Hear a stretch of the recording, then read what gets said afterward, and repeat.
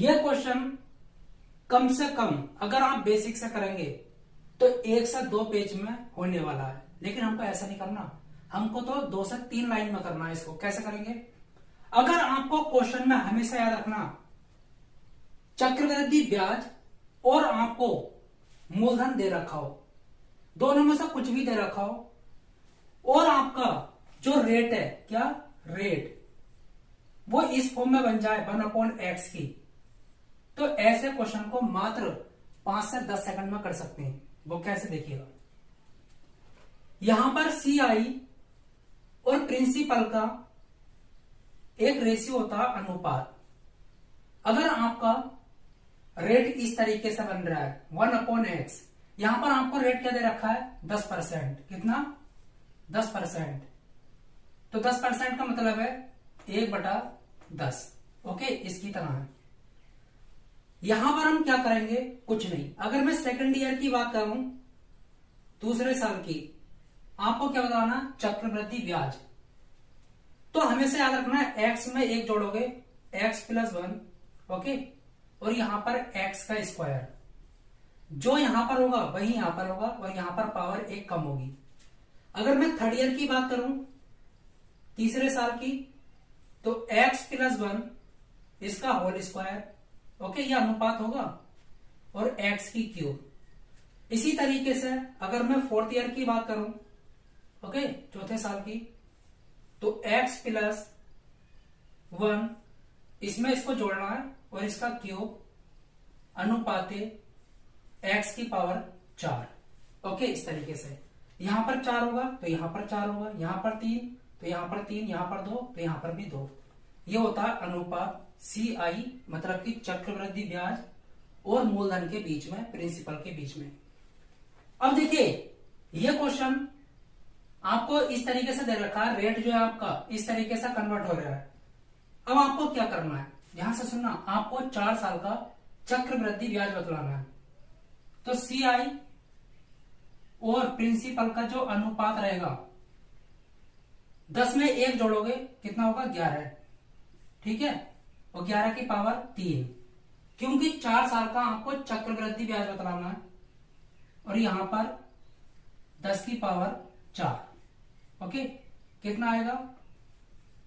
यह आ जाएगा 1331 अनुपात, ये कितना होगा? 10,000। इस तरीके से अब आपको धनराशि दे रखी है, मतलब कि मूलधन कितना दे रखा है? देखिए, 10,000 बराबर है किसके? 10,000 के। यह आपको दे रखा है, तो यहां पर कितना हुआ है? 1 गुना। तो यहां पर भी 1 गुना कर दो, गुणा 1, तो आपका यहां पर 4 साल का CI निकल कर आ जाएगा, चक्रवृद्धि ब्याज।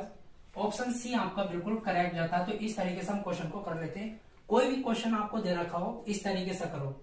बस ये देखना, चक्रवृद्धि ब्याज और आपको मूलधन दे रखा है, ठीक है, और जो आपका रेट है वो इस तरीके से कन्वर्ट हो रहा है, और आपसे 2 साल का, 3 साल का, 4 साल का चक्रवृद्धि ब्याज पूछ रहा है, तो इस तरीके से करो। आई होप आपको समझ आ गया होगा बेहतरीन तरीके से। चलिए, अब देखिए, ये क्वेश्चन RRB JEE 2019 में पूछा गया।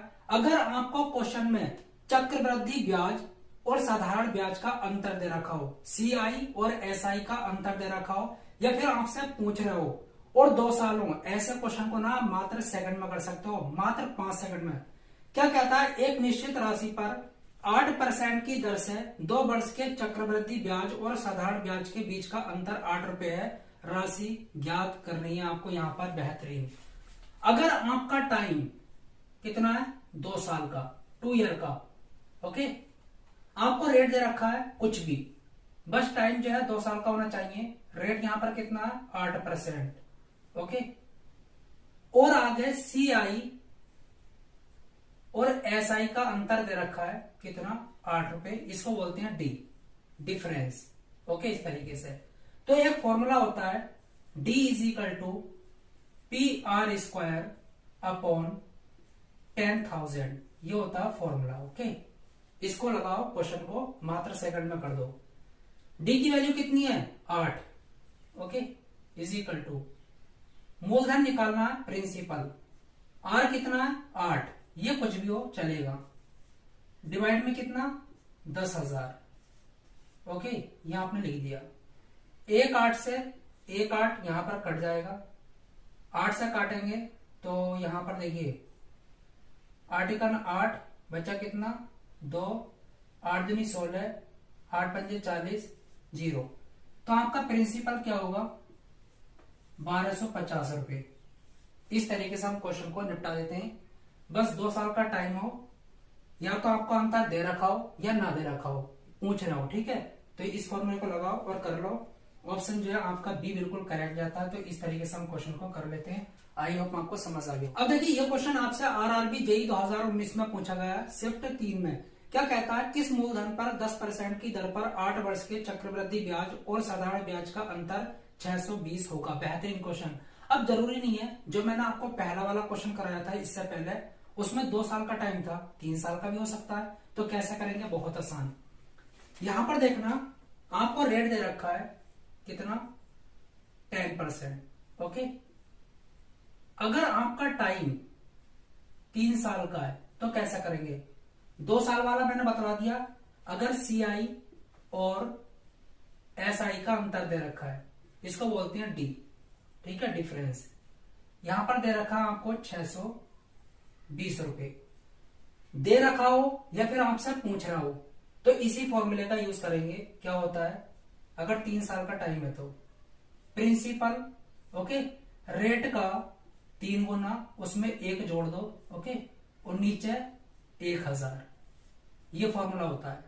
डी कितना दे रखा है 620, प्रिंसिपल आपसे पूछ रहा है, ओके, रेट 10 या 30 प्लस 1 कितना हो जाएगा 31 बटे कितना 1000।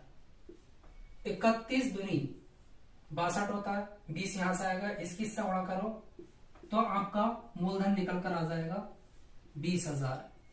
तो इस तरीके से हम क्वेश्चन को कर लेते हैं। 2 साल वाला भी बता दिया और 3 साल वाला भी आपको यहां पर मैंने पूरी तरीके से बता दिया। तो कौन सा ऑप्शन सही है, ऑप्शन यहां पर आपका देखिए डी बिल्कुल करेक्ट जाता है।